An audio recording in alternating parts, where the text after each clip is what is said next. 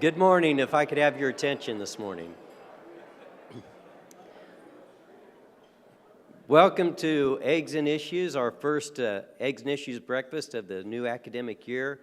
Very nice to see such a large crowd. I think we have 160 guests here this morning. That's a very large crowd for us, so thank you for getting up this morning. And I'm sure, hopefully by now you've had your coffee and you're in a good mood and you're not going to throw things at the speaker like the last time. That doesn't. No, that really doesn't happen, but they're a very nice crowd. So thank you all so much for coming out and being so loyal to the Eggs and Issues series. First, I'd like to make recognize a few folks. This morning we have our speaker, Dr. Fred Czerwonka, with us, his wife Wendy, and Dr. Czerwonka will be presenting on What is Your Why? So I'm very anxious to find out what that is. I've been looking for a lot of things over the years. I'm anxious to find out what my why is as well. Before I introduce Dr. Czerwonka and tell you a little bit more about him, I'd like to recognize our Missouri Western State University Foundation. The foundation has been hosting the Eggs and Issues Speaker Series since 1988, and over that time we've had some wonderful speakers. And one was William Armbruster. William unfortunately passed away on August 26th. I know that this was a speaker series that he took a lot of delight in and something that he looked back on fondly. And we're sorry that he is not with us today. I believe his wife Lisa was going to join us today. So if you would keep Lisa in your thoughts and prayers as well. And also some other introductions. We have our president, Dr. Robert Bartabedian.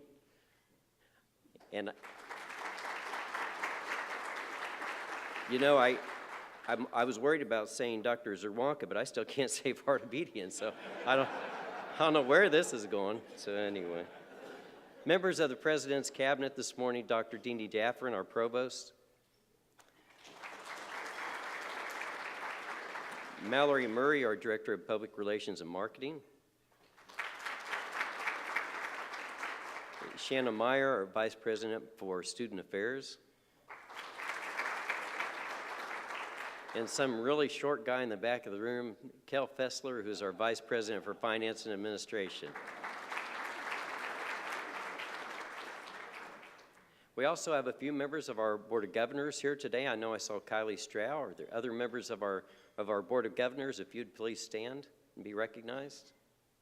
Thank you. Skip Kylie. As well as members of our Foundation Board of Directors. If you'd please stand and be recognized.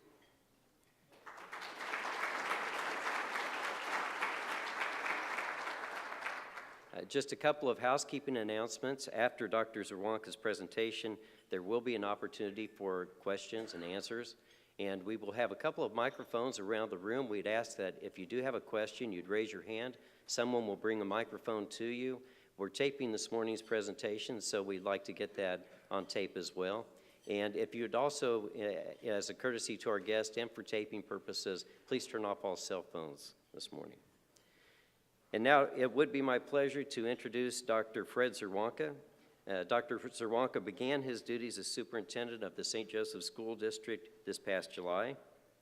He previously served as superintendent of the West Plains, Missouri School District for the past 4 years, and had served as assistant superintendent, middle school principal, high school principal, I think cook and janitor perhaps also, at the West Plains School District, and began his career as a high school teacher and has also been an adjunct professor of education at William Woods University in Fulton, Missouri.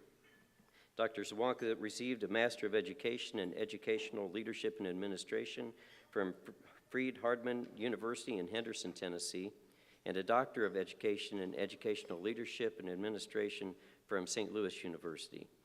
He received the Missouri Department of Elementary and Secondary Education Distinction and Performance Award 11 times and was selected by the Center for Quality Leadership as one of the top creative and innovative thinkers and leaders in education in America. And I believe we're about ready to experience some of his creativity. Dr. Czerwonka, if you'd join us, please welcome Dr. Fred Czerwonka.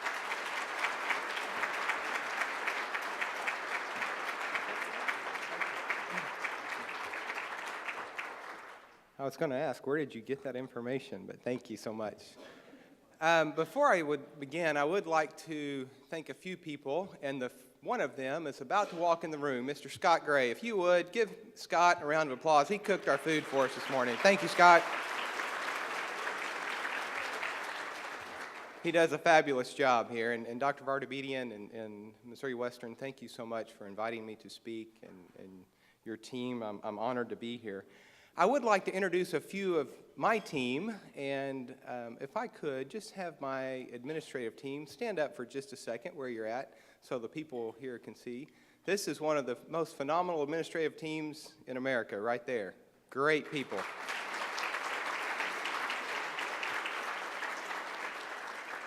Miss Cindy didn't stand up, Cindy Krause. She's over our counselors. Also, I would like, if I could, I have a few board members here. I did see Miss Danford and Miss Siemens. If we have any other St. Joe School Board members, could you stand, please? Oh, right over here. I wasn't looking. Thank you. Miss Sue Wagner and Mr. Brad Haggard. And I did see one or two former St. Joseph School District board members. So if you wouldn't mind to stand. There we go. Thank you. Thank you. And the reason I mention that is because many people don't realize what a school board member does, and some people think they even get paid for it. And every year we double their salary. So they do give a tremendous amount of time and energy to help kids, and I appreciate that so very much. In looking at things, I was asked to, what do you want to talk about? And our theme this year is, what's your why? Why do you do what you do?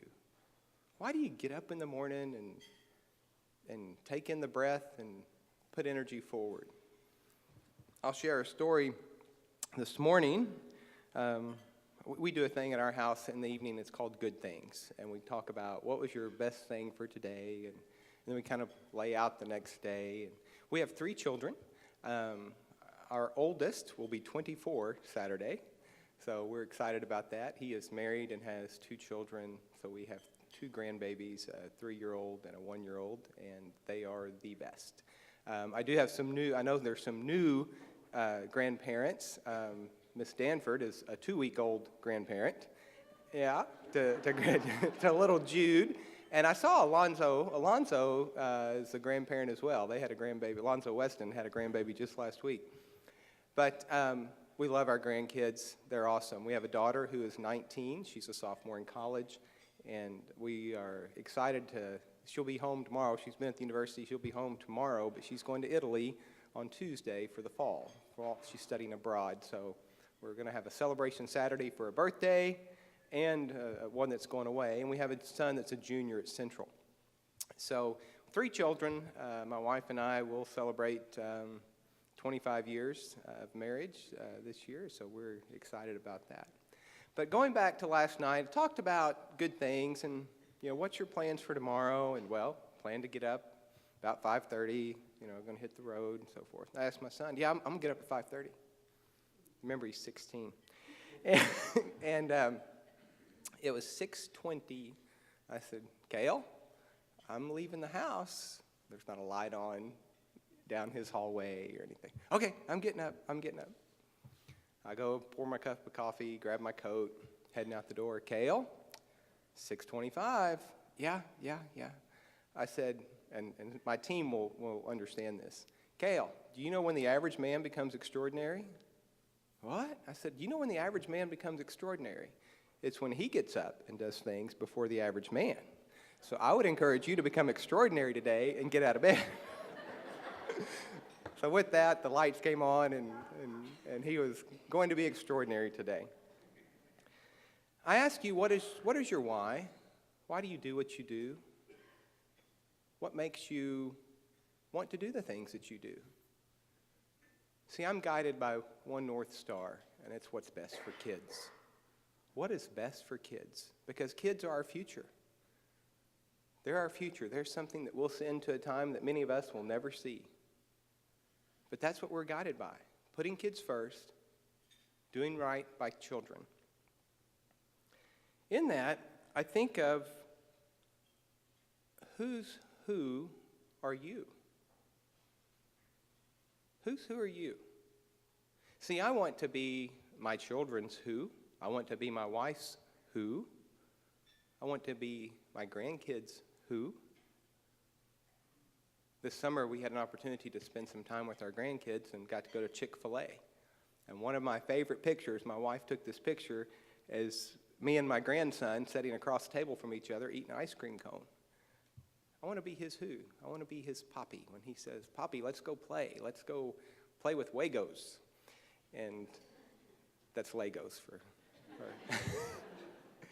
The other night, I sent him a picture of our youngest with the Chick-fil-A cow, because the Chick-fil-A cow was out at Chick-fil-A. It was Bessie Ellison night at Chick-fil-A. And he said, that's the Chick-fil-A cow. And Kale's trying to hug him. But see, I want to be his who. So what does it take to be someone's who? Is it how we treat them? Is it how we tend to their needs? Is it how we lift them up? I'm honored to stand on the shoulders of giants that have come before me and laid the groundwork. I'm blessed to do that. When I think of who are you, who wrote on your soul? I did this little exercise a couple of times. I encourage you just to close your eyes for a second, just bear with me, and think back through your educational career, kindergarten through high school. Think of that teacher that wrote on your soul. Think of that teacher that made a difference in your life. Call their name. Think about that. Okay? Regan, what's her name, or his name? Mr. Bridges. Mr. Thank you. Somebody else. Mrs. Kilgore. J.P. Teeterman.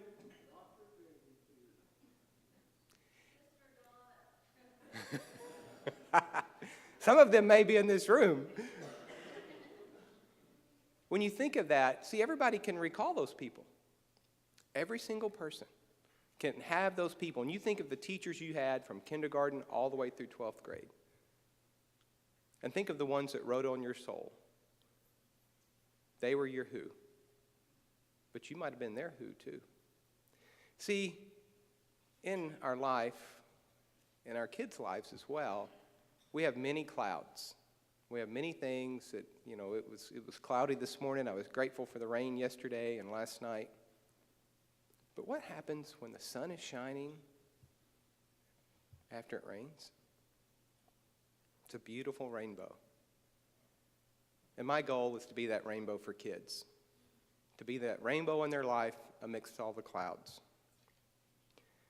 When you think of who wrote on your soul, I would ask you, whose soul are you writing on?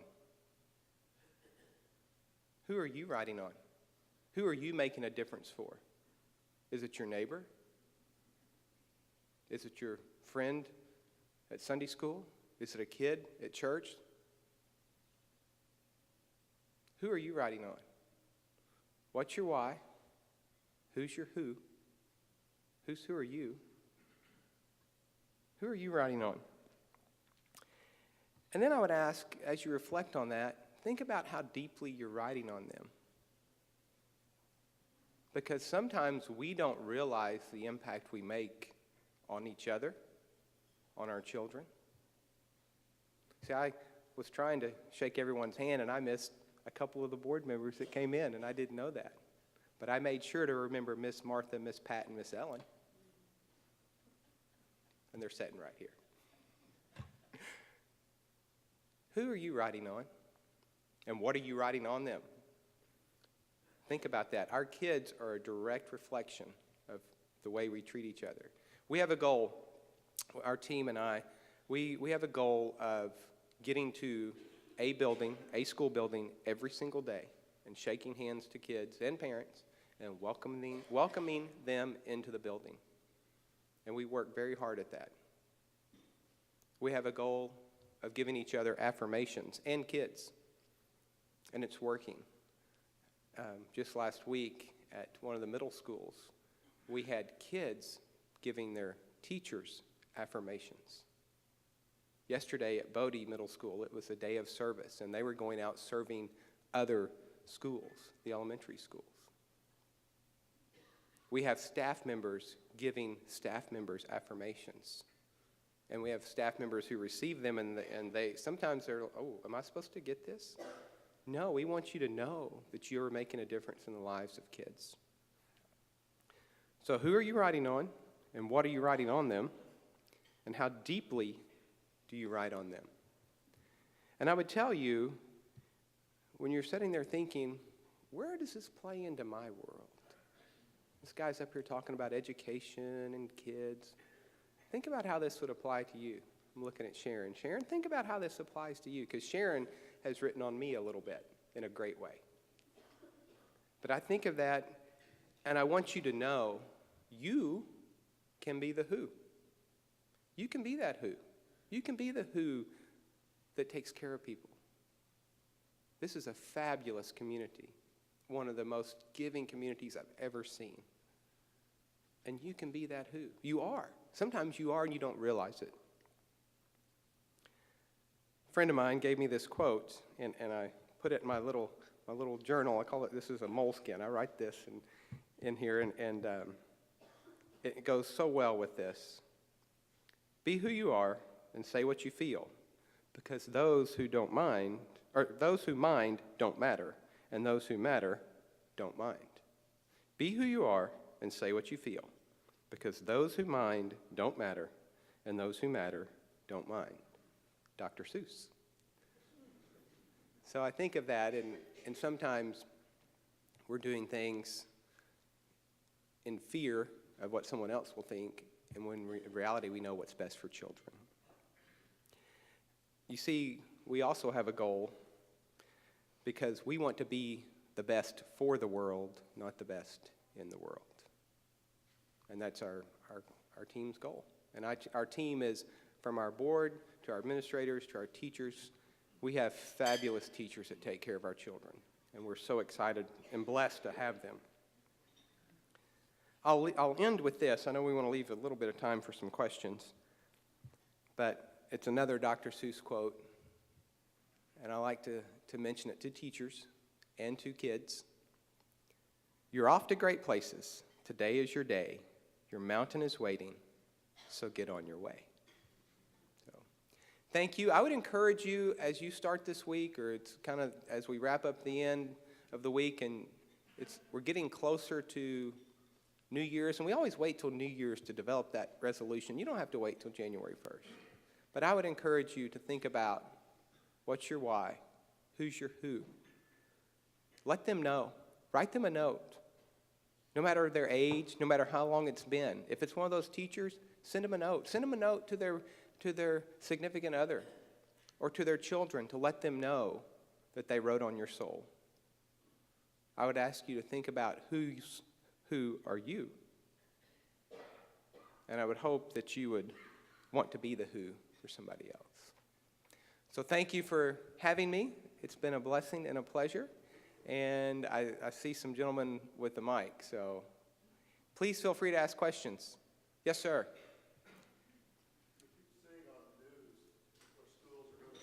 Teaching cursive writing, and I was curious how you felt about that, and also what part, if any, do you think the federal government should play in our local school system? Two questions. One was about cursive writing, and there is some media attention recently about schools stopping teaching cursive writing. And if you have a teenager, they probably have one of these things. And it's interesting that teenagers can be sitting side by side in the same car, texting each other instead of communicating with each other. And I say that, my wife is a communications major, and we believe in communicating. Cursive writing is becoming a lost art. It really is. Again, we're going back to those affirmations, and we're trying to write, not send a text message or an email, but write an affirmation to someone. Our hope is that won't go away completely. I know some other states have already looked at that, taking that out of the curriculum because they feel it's not needed or used as much anymore. The second question was, what role does the federal government play in education? We tend to have the federal government look at the East Coast and West Coast, and they tend to think if those schools are bad, all schools are bad. So they want to make rules that really apply to those schools that end up affecting every school.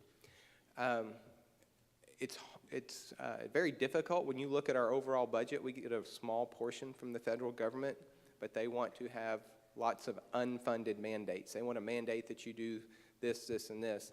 That really doesn't make sense, but nor do they want to give you the funds to do their mandate. So it's a difficult choice. Some school districts in the past have said, we're just not going to take the federal dollars, so we don't have to be tied to those mandates.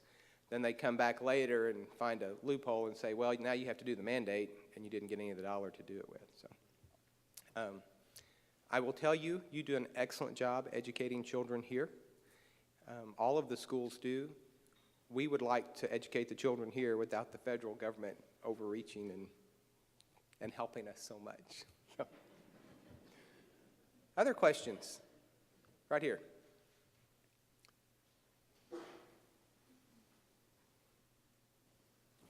There's two things I'm concerned about.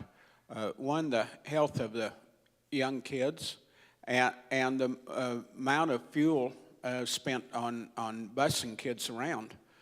Kids nowadays are coming down with diseases that when I was a kid, old people my age, I'm 66 now, and the kids nowadays are coming down with diseases that back in the 60s or 50s that people 60 or 70 come down with because they're not exercising. When I was a kid, you could walk to school. I went to Webster, I walked to Lafayette, and now they're spending a lot of money busing kids, and the kids aren't getting exercise, and they're come down with diabetes and hardening of arteries and all kind of stuff. Mm-hmm. Is there any way to cut the amount of busing and give the kids more exercise so they don't be coming down with the old folks' diseases until they get my age? When you talk about busing children, the state statute says that you have to bus outside 3.5-mile radius of the attendance center. We tend to bus much closer than that here in St. Joe, and that's okay. I've been on those roads and seen where, for a safety issue, I would rather that child be on a school bus than be walking to school, because it can be very dangerous. Just last week, I saw a kid almost get hit. I mean, within 6 inches. I was scared for her very much. Health and wellness of children. Through Michelle Obama's Kids Fit campaign, we have changed by federal guidelines, go back to the federal overreaching, federal guidelines, what we can offer children for food at school. With that being said, I'm not convinced that the food that they're getting at school is necessarily bad. I think it's the things they do after school. I call that the Xbox generation. They go home from school and they'll sit for an hour or two and play an Xbox. When I went home from school, we went outside and played basketball till 8 or 9 o'clock at night with my friends, or kickball, or rode our bikes. So I see that probably contributing more to their health. But we do have some schools that are doing great things. I'll highlight Lindbergh real quick. Lindbergh Elementary School, you can drop your kids off early, and they do a thing called walk and talk. They have a track out front of Lindbergh, and when you drop your kids off, they can go in and eat breakfast, or they can go to the track. If they eat breakfast, they can come out to the track afterwards, and they walk for about 30, 45 minutes before they go into class. So we're working to help that. Excuse me. Any other questions? Oh, we've got two. Ms. Sharon? I just want to congratulate you. You are ARHU already for your leadership and the fact that our legislators did not override House Bill 253. That was huge for our community as well as for the state. And you are already ARHU because of that great leadership and bringing everybody in and saying how important this is. So tell us a little bit about how you think that happened. Well, thank you. Thank you for that. I appreciate that.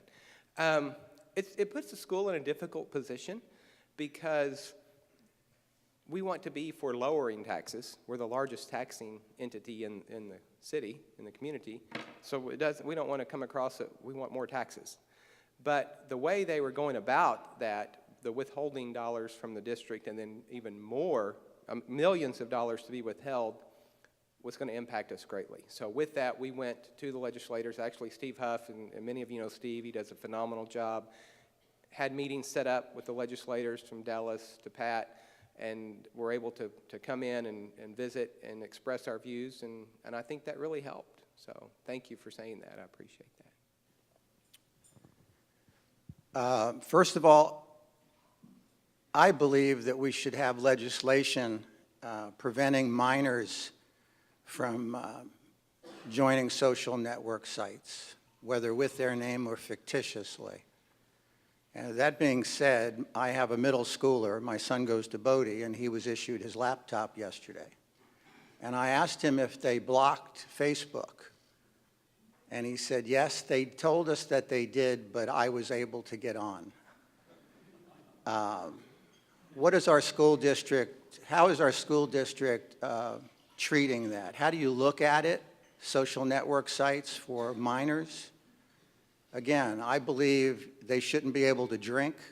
They shouldn't be able to buy legalized or decriminalized marijuana when that comes to pass. And they shouldn't be able to be allowed to be in harm's way. We have a great responsibility to teach our children what I call digital citizenship, because they tend to get those devices, whatever they are, whether they're supplied by a parent, a relative, school, and we need to teach them how to use them appropriately. I'll tell a little story. My wife's grandfather was a teacher. We come from a family of educators. My grandmother was my kindergarten teacher and her fifth grade teacher. It's my wife's fifth grade teacher. Her grandfather taught in a one-room schoolhouse. And prior to the Great Depression, in those schools, there was a line item budget for pencils. And why would you have a budget for pencils? Well, you see, not every kid had a pencil. And not every pencil was the same. Some had erasers, some didn't. And if we allow the kids to bring their pencils to school, what would they do with them? They may write on things they shouldn't write on. They may take them to places they shouldn't be. They may do things with their pencils that they shouldn't do with them. The correlation I'm making is with the devices. Our goal is to prepare kids for their next phase of life, whatever that is. I'll use our oldest son for an example. He's a software engineer. He has top secret security clearance. He designs apps for the Droid phone and Droid tablet that interfaces with the unmanned drone vehicles, the unmanned airplanes. Here's the thing. When he was in high school, they didn't have a Droid phone nor a Droid tablet. That wasn't even invented yet. Point being, we have to teach them that digital citizenship and how to use those tools. I will tell you, and I did this little survey the other day, if you have a DVD player, or some of you may have a VCR, and the power went out last week, and when the power went out, is your clock flashing? 12 o'clock. I see some. Okay, who adjusts that clock for you? Who fixes that clock? Who? You? You said it. Who? Your kids, your grandkids. Our power, hey, that clock's fixed. Can you set the right time? The point in that is our kids have such phenomenal brains. They think so quickly. So yes, we try to block social network sites because we're there about educating them, not necessarily a social network frenzy. But I will tell you, our students are very, very intelligent. We like to utilize their skills if they can show us how they got around it so we can block it. But they are very smart. They are very, very smart. So, great question. Thought I saw one more. Nope. All right, I see here he comes. Thank you for having us. Thank you. We appreciate what you do for children, and I'll stick around and answer any questions and would love to meet you, and we're just blessed to be here. Thank you.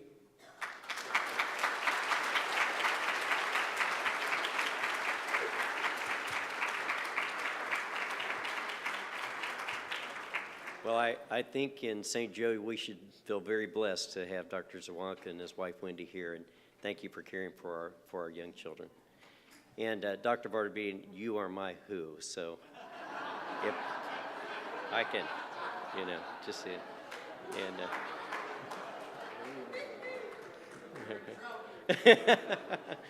why? No, that's my.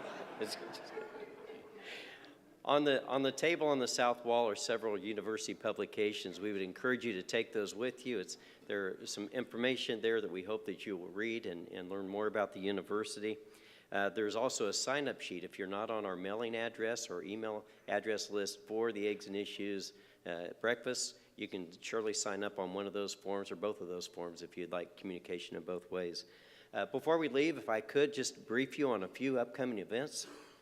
This Saturday, Missouri Western will play its first home football game of the season against Missouri S&T. So we hope you can come out to that game. It's Saturday at 6 o'clock p.m. We'll be doing some tailgating before that, and even have a pep rally that's going to be starting today at the Rally House, which is just catty corner from Texas Roadhouse over at the mall. So if you have time, come out at 5:30 today, 5:30 to 7. Hear the marching band, get some hot dogs. Get your face painted if you like, if you're into that, some other things. We also have our first theater production of the season or the academic year beginning on October 3rd. It is Shakespeare's Midsummer's Night Dream. For any of you who would like to take in a theater performance, please come out to that as well. And then we have some other exciting events that are a little bit further down the line, but October 22nd, we have our annual convocation on critical issues. This is our 20th year of the convocation. It's the R. Dan Boulware Convocation on Critical Issues. Our speaker will be Doris Kearns Goodwin. Doris is a historian, and she's written the book Team of Rivals, for which the movie, Steven Spielberg's movie, Lincoln was based on. So we hope you can come out for that on October 22nd. That will start at 9:30 in the morning in our field house, and then followed by a luncheon afterwards. Something that I think you're going to be amazed by and is certainly going to be a highlight of the year is the dedication of the Walter Cronkite Memorial right here in our Spratt Atrium. It's going to be an amazing memorial. Walter Cronkite was born in St. Joseph in 1916, and as part of the vision of Dr. Vartabedian, we will be creating a memorial in his honor, and we're planning several celebrations and events around that. But on November 4th, if you could join us, we're having a public dedication at 10 o'clock in the morning, followed by a luncheon that afternoon. The keynote speaker for that luncheon will be Kay Cronkite Barnes, who's a St. Joseph native as well and former mayor of Kansas City. And then finally, related to the Walter Cronkite Memorial, we're hosting a premiere screening of a documentary of the assassination of President John F. Kennedy on Wednesday, November 13th. And that will take place in the Spratt Atrium or the Walter Cronkite Memorial with the showing in the Kemper Recital Hall just off of that room. Marlene Adler, who was the chief of staff for Walter Cronkite, was the co-author of that documentary. So it will be premiered that evening. So we hope you can join us for that. There are lots of other events that you can find on our website, and we hope you will come to our campus. You definitely are invited here for everything that we have. We enjoy having the community support and having you come out and experience some of the things that are happening at the university. And with that, if we give one more round of applause for our speaker, and yeah.